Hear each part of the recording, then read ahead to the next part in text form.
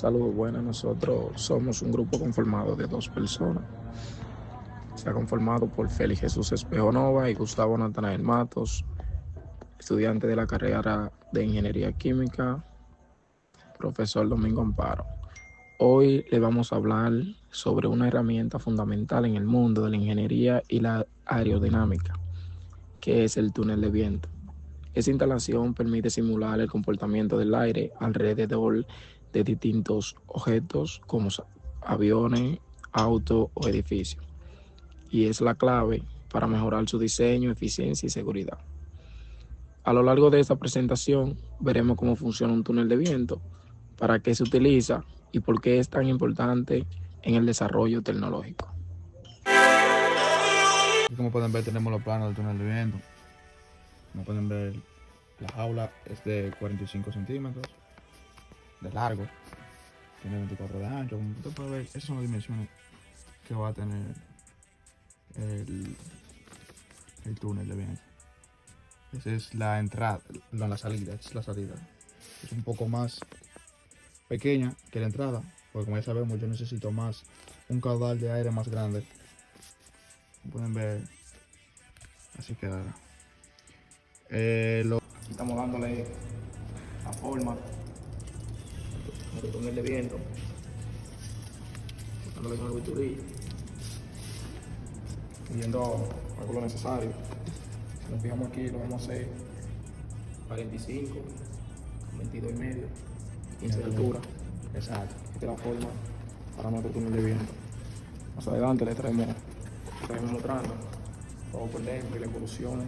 Pero nadie sabe cuánto a papá Dios le oré. Y yo no te niego que sufrí también lloré. Aquí ya estamos dando la terminación necesaria. El ingeniero Natanael.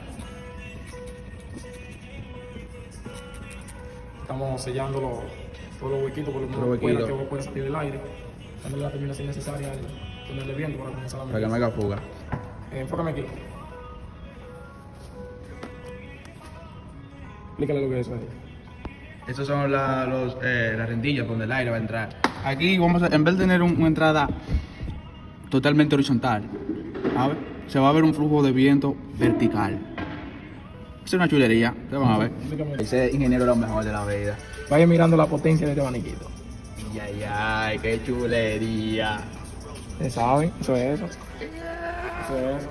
Vamos aquí con los popotes, quitándolo. Pueden ver, estos fueron los materiales que mi compañero Natanael y yo utilizamos. Usamos cartón, como pueden ver, láminas de acetato de sodio, esfera, la caja, una caja a la que le medimos su resistencia al viento y su aerodinámica, es decir, su resistencia al viento.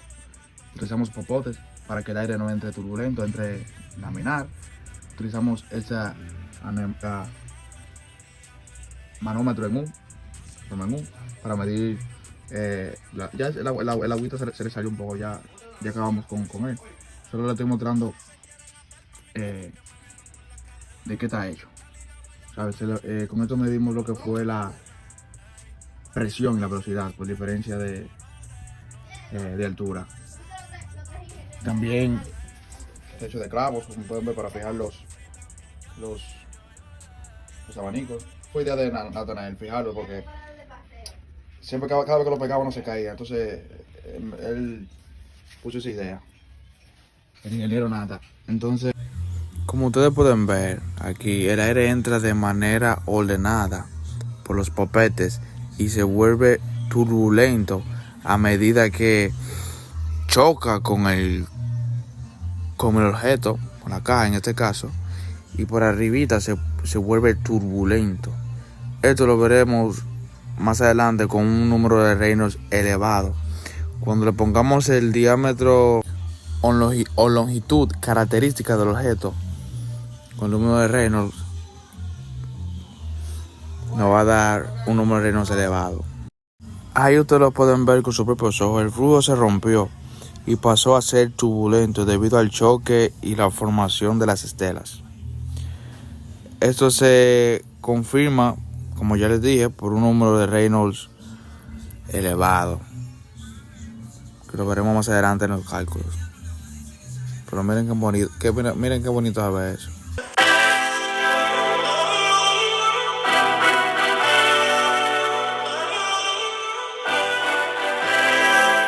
Hey, Benjamin, he got Benjamins. Por ahí se dice ni que mi sueño logré. Ey, por ahí se dice ni que mi sueño logré. Pero nadie sabe cuánto a papá Dios lloré. Ey, y yo no te niego que sufrí, también lloré. Y de lo malo algún día me reiré. Por ahí se dice ni que mi sueño logré. Pero nadie sabe cuánto a papá Dios lloré. Y yo no te niego que sufrí, también lloré. Y de lo malo algún día me reiré. No soy un ángel, a mí desde pequeño me gustaba la candela. Y soy de Brasil, pero el barrio donde crecí parece una favela. Todas se quieren atar, pa' mí que fue que me vieron con las cadenas. La liga voy a matar, no me importa tener que cumplir la condena. Por ahí se dice ni que mi sueño logré. Pero nadie sabe. Como ven aquí, estos son los cálculos por el de Reynolds, Euler y así sucesivamente. Primero calculamos la presión, ¿verdad? Y la velocidad por medio del manómetro en U que tenemos allí. Por diferencia de altura con la viscosidad, ¿verdad?, del agua y la gravedad, pudo tener la presión, que fue muy baja, como pueden ver. Ambas estaban, ¿sabe? Ambos niveles estaban a 20 centímetros y la diferencia de altura fue muy poca. Por un lado bajó y por el otro subió. Por un lado, esa fue la diferencia de altura.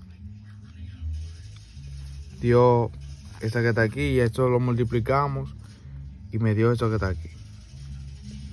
1.35 pascal. Con ese dato determinamos la velocidad del viento en el túnel, y fue de 1.15 metros sobre segundo. Aquí pueden ver el cálculo del número de Reynolds, que dice que el número de Reynolds es igual al diámetro efectivo por la densidad, por la velocidad, por la viscosidad, entre la viscosidad. Como ustedes ven, ese fue el cálculo y me dio un número de Reynolds, como ya les dije, muy alto, ¿verdad? Mayor que 4000, es decir, turbulento, lo que les dije. Lo que significa también aportó a la turbulencia, que la capa límite le costó más desprenderse.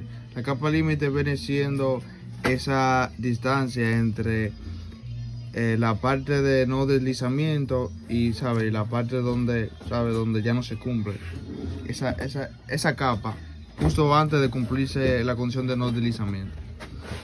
Se desprendió, le costó más desprenderse, lo que le aportó más a la turbulencia. Como pueden ver, aquí tenemos a Euler, que dice que es igual a la presión entre la densidad por la velocidad al cuadrado. Como pueden ver, nos dio un número de 0.53, lo que significa que este número indica que la presión es baja comparada con las fuerzas inerciales. Valores pequeños de Euler implican que el flujo está, por decirlo así, dominado por fuerzas inerciales. Tenemos a Freud, nos da un número de 2 puntos, como ustedes pueden ver ahí, pero como la gravedad no afectó mucho al túnel de viento, se puede decir que Freud, como anoté aquí, que las fuerzas inerciales también están por encima de las fuerzas de la gravedad, las fuerzas gravitatorias. Aquí tenemos a Weber, Pero con Weber no fue tan necesario calcularlo, porque Weber se basa en la tensión superficial, específicamente de los líquidos. Y como el viento no tiene tanta tensión superficial, entonces no, ¿sabes? Dejarlo así, no explicar mucho de eso. Hasta un dibujito hice de todo. Por último ya tenemos a Marsh, que nos da este número que está aquí. Como la velocidad del sonido varía dependiendo de la temperatura, hice mi respectivo cálculo según la temperatura que hice el experimento y me dio esta que está aquí. Y según anoté es un flujo subsónico.